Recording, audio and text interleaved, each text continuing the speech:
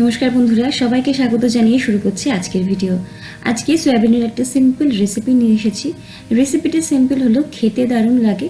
যে কোনো একদিন লাঞ্চ অথবা ডিনারে রুটি, পরোটা অথবা ফ্রাইড রাইসের সাথে এভাবে একবার এই ড্রাই চিলি সয়াটা বানিয়ে দেখতেই পারেন। চলুন শুরু করা যাক আজকের ভিডিও। এখানে আমি একটা কড়াই নিয়ে নিয়েছি গ্যাসের ফ্লেমে, আর এর মধ্যে দিয়ে দিচ্ছি হাফ কাপ পরিমাণে জল।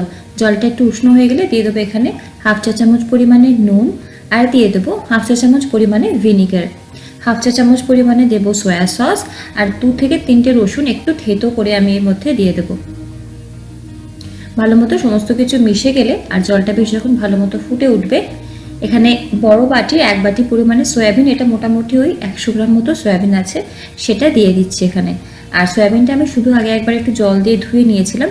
সয়াবিনটাকে এবারে সেদ্ধ হতে দেবো, জলটার পরিমাণটা কম দেবো যাতে সয়াবিন সেদ্ধ হয় আর জলটাও কিন্তু শুকিয়ে যায়, কারণ সয়াবিন সেদ্ধ করার পর জলটা ফেলে দেবো না। আমি কিন্তু কোনো ঢাকনা না দিয়ে সয়াবিনটাকে এভাবেই কিন্তু সেদ্ধ করে নিয়েছি। 3 থেকে 4 মিনিট মিডিয়াম ফ্লেমে রেখে দিলেই দেখবেন সয়াবিনগুলো ভালো মতো ফুলে উঠবে আর জলটাও কিন্তু শুকিয়ে যাবে। তো এরকম অবস্থাতে কিন্তু আমাদের সয়াবিনটাকে সেদ্ধ করে নিতে হবে। এতে সমস্ত রকম ফ্লেভার সয়াবিনের মধ্যে ভালো মতো ঢুকে যায় আর রান্নাটা কিন্তু খুব সুন্দর হয় খেতে। তো এই সময় গ্যাসের ফ্লেম বন্ধ করে দিয়ে এই কড়াইটাকে নামিয়ে নেবো, আর কড়াইটাতেই আমি সয়াবিনটাকে রেখে ঠান্ডা করে নেব।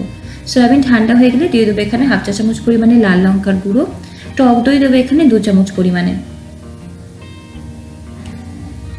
তার সাথে এখানে দিয়ে দেবো আমি আদা রসুনের পেস্ট 1 চা চামচ পরিমাণে, চাইলে কাঁচা লঙ্কার পেস্ট ব্যবহার করতে পারেন। দিয়ে দেবো এখানে 2 টেবিল চামচ পরিমাণে অ্যারারুট বা কর্নফ্লাওয়ার, আর ইচ্ছে হলে ময়দার ব্যবহার করতে পারেন। একটা ডিম ফাটিয়ে দিচ্ছি, যাদের ডিমে অসুবিধা বা অ্যালার্জি সেক্ষেত্রে ডিমটা না দিলেও হবে। আর এখানে অল্প পরিমাণে নুন দেবো, যেহেতু সয়াবিনটা ঠিকঠাক নুন দেওয়া আছে, শুধু এই ব্যাটারটুকুর আন্দাজে অল্প একটু নুন দিয়ে ভালো মতো সমস্ত কিছুকে কিন্তু মাখিয়ে নেব। চাইলে এখানে একটু গোলমরিচ গুঁড়োর ব্যবহার করতে পারেন। শুধু কিন্তু আমাদের কর্নফ্লাওয়ারটা একটু কোট করতে হবে, খুব বেশি ব্যাটারের দরকার নেই এখানে, যা সয়াবিনগুলো একটু হালকা করে কর্নফ্লাওয়ারে কোট হয়ে গেলেই হবে। এবারে কিন্তু গ্যাসের ফ্লেমে একটা কড়াই বসিয়ে দেবো আর নিয়ে নেবো সাদা তেল। রান্নাটা সাদা তেলে করলে বেশি ভালো লাগে।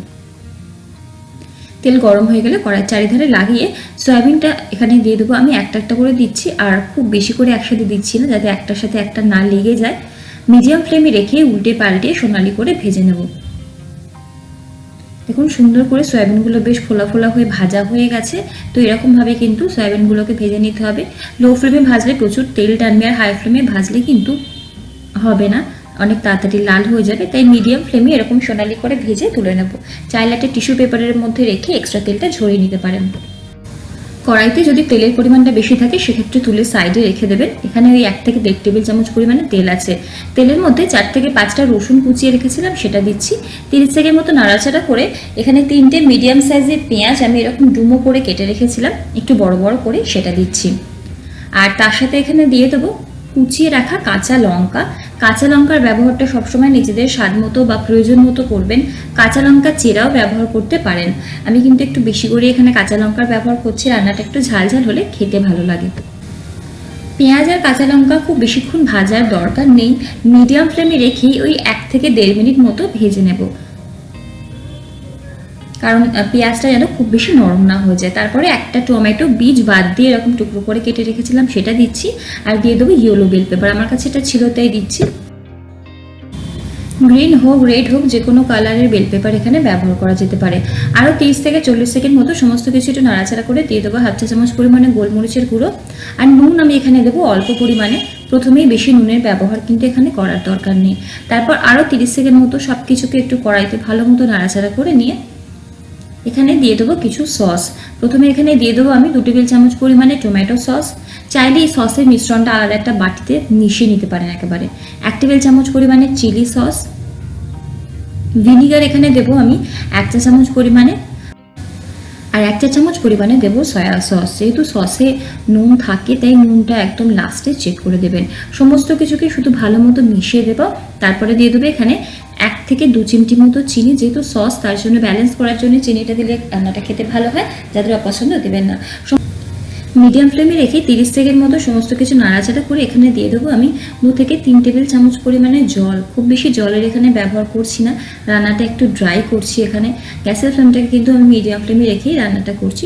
মিডিয়াম টু হাই ফ্লেমে রেখেও করলেও হবে, তবে লো ফ্লেমে রান্নাটা করবেন না, কারণ খুব বেশিক্ষণ পেঁয়াজ ক্যাপসিকাম এগুলো কড়াইতে নাড়াচাড়া না করাই ভালো, ক্রাঞ্চি ব্যাপারটা থাকে না। ভেজে রাখা সয়াবিন দিয়ে ভালো মতো সমস্ত কিছুকে মিশিয়ে দিলেই তৈরি হয়ে যাবে আমাদের এখানে চিলি সয়াবিন। চাইলে ওপর থেকে যদি বাড়িতে থাকে সেক্ষেত্রে স্প্রিং অনিয়ন কুচি ব্যবহার করতে পারেন। আমি এরকম ড্রাই করছি, যদি গ্রেভি চান সেক্ষেত্রে 1/4 কাপ জলে 1 চা চামচ কর্নফ্লাওয়ার মিশিয়ে সবশেষে দিয়ে ফুটিয়ে নামিয়ে নেবেন, তাহলে কিন্তু গ্রেভি তৈরি হয়ে যাবে। তবে এরকম ড্রাই খেতেও কিন্তু বেশ ভালো লাগে। আর সবশেষে নুন ঝালটা অবশ্যই একবার চেক করে নেবেন। তৈরি হয়ে গেল চিলি সয়াবিন। রুটি হোক, পরোটা হোক বা ফ্রাইড রাইস হোক, যে কোনো কিছুর সাথে একদিন বাড়িতে অবশ্যই বানিয়ে দেখবেন, জানাবেন কেমন লাগলো। ভিডিও ভালো লাগলে লাইক, কমেন্ট, শেয়ার আর সাবস্ক্রাইব করে পাশে থাকার অনুরোধ থাকবে। আর অবশ্যই বেল আইকনটা প্রেস করবেন যাতে পরবর্তী ভিডিওটা আপনাদের কাছে পৌঁছায়। আজ এখানেই দেখা হচ্ছে পরের ভিডিওতে। আপনারা সকলেই খুব খুব ভালো থাকুন, সুস্থ থাকুন এবং হাসি খুশি থাকুন। ধন্যবাদ।